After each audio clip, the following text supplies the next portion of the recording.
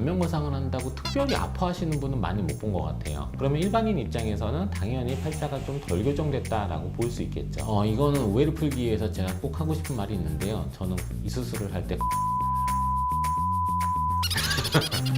네. 안녕하세요. 리팅 성형외과 이성준 원장입니다. 오늘은 안면 거상에 대해서 잘못 알려진 오해와 진실에 대해서 이야기해보는 시간을 갖도록 하겠습니다. 혹시 남자분들도 요즘은 안면 거상을 많이 하시는 것 네. 같은데 피부가 두꺼우면 그만큼 회복 기간도 더 길어지나요? 피부가 두꺼우면 회복 기간이 길다라는 표현은 조금 잘못된 것 같아요. 피부가 두꺼운 사람들, 특히 이제 피부가 검은 사람들, 그 다음에 피부에 대한 관리가 잘 안 되는 사람들은 일반적으로 피부가 얇거나 고운 사람들에 비해서 수술 자국이 조금 더 보이는 건 맞아요. 근데 회복 기간 자체가 그렇게 차이가 나 보이진 않습니다.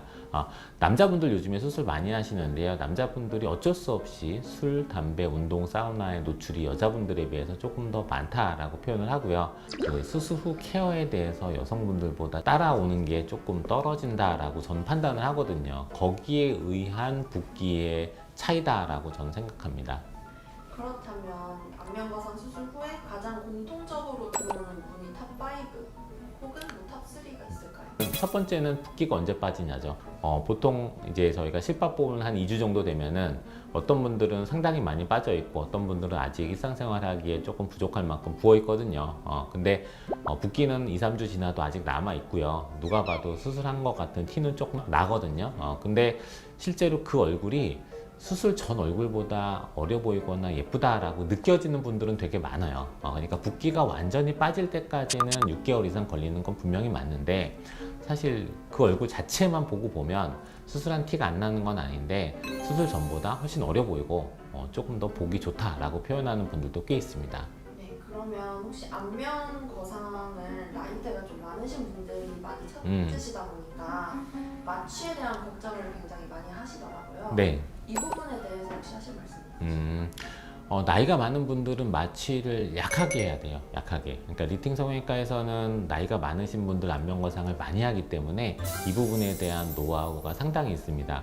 며칠 전에도 수술방에 이제 얼굴 소독하고 있는 도중에 마취약을 하나도 안 줬는데 그냥 좀 주무시는 분이 계셨어요.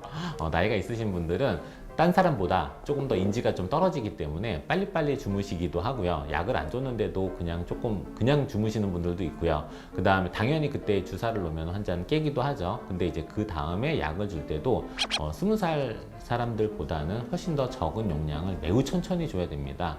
매우 천천히 주기 때문에 살짝 잠이 들고 그 다음에 그때 마취 주사를 놓고 그 다음에 사실 약을 끊는 분들도 많아요. 그러니까 수면 마취 약을 꺼도 그냥 어차피 마취가 국소 마취가 되어 있기 때문에 그냥 쭉 주무시는 분들도 있고요. 당연히 중간중간에 다시 재워드리기도 해요. 이렇게 자다 깨다 자다 깨다를 반복하면은 전체적으로 들어가는 마취약은 굉장히 적게 됩니다.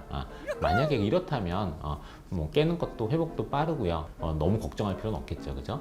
그리고 제 지인 중에 한 분이 안면 거상을 받으셨는데 뭔가 그 수술의 스케일에 비해서 그 수면 마취에서 깨고 이제 회복할 때 의외로 통증이 적어서 좀 놀랐다고 하신 분이 계셨는데 혹시 수면 마취에서 깨면 통증이 큰 편인가요? 아니면 원래도 그게 좀 적은 편인가요?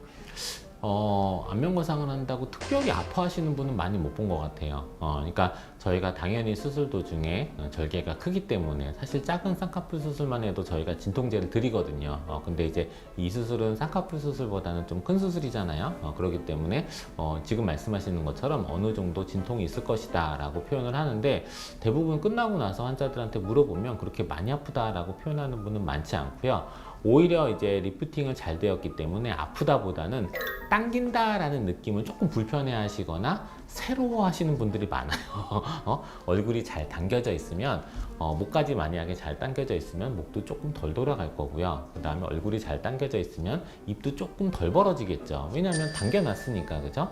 그거는 아프다와는 조금 또 다른 얘기예요. 어차피 몇십 년 동안 좀 처지고 좀 헐렁한 피부에서 우리가 움직였는데 그게 갑자기 이제 좀 타이트한 피부 내에서 움직이게 되면 움직임에 조금 제약이 있겠죠.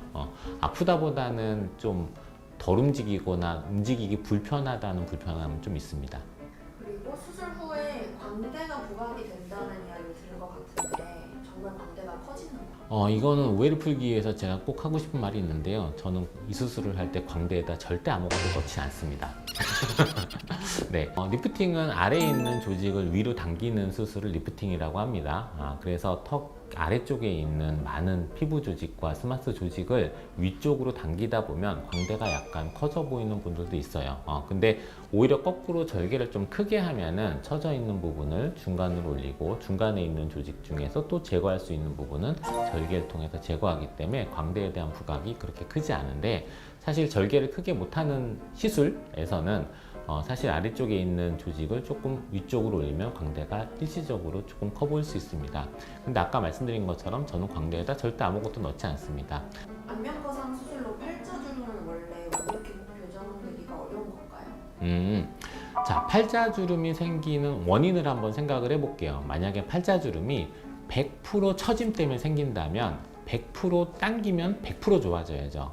근데 만약에 팔자주름이 처짐 이외에 다른 요인들로 생긴 환자분들은 만약에 어떤 구조적인 문제나 탄력이 매우 없거나 매우 심하게 꺼져 있을 때는 리프팅만으로는 나머지 것들이 교정이 좀 덜 되겠죠. 그러면 일반인 입장에서는 당연히 팔자가 좀 덜 교정됐다라고 볼 수 있겠죠. 안면거상은 처져 있는 조직을 올리는 거예요. 그러니까 팔자가 생기는 원인이, 만약에 어떤 사람은 처짐 때문에 생기는 원인이 상당히 많은 사람이 있어요. 그분은 리프팅하면 굉장히 많이 좋아지는 거고요.